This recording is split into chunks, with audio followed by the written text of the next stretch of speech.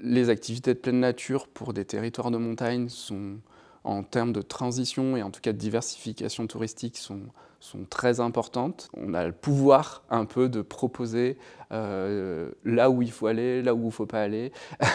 Donc on a quand même ce regard qui est assez intéressant et qui est dans la transition, en tout cas dans l'air du temps, je pense. Puisqu'il y a de plus en plus de pratiquants en plus.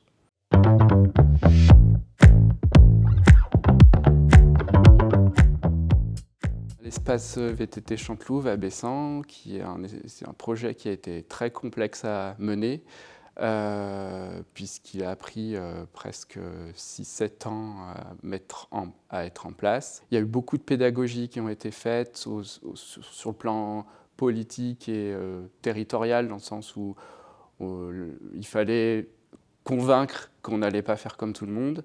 Et après, on a beaucoup travaillé, que ce soit avec les services de l'État, avec les propriétaires, pour expliquer le projet.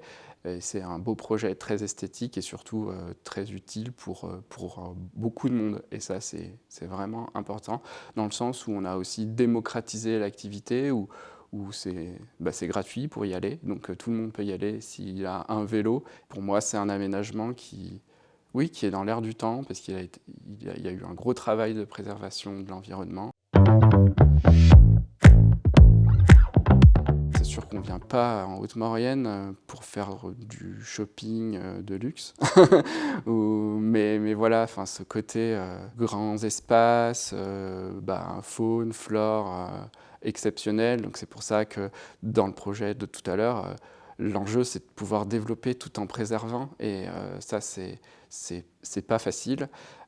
C'est d'essayer de le rendre un peu plus accessible, que ce soit en entretenant des chemins, en mettant du balisage pour que les gens ne se perdent pas, ou en proposant de nouvelles activités ou de nouveaux aménagements pour qu'ils s'y plaisent, et surtout faire adhérer les gens du territoire à de nouveaux projets.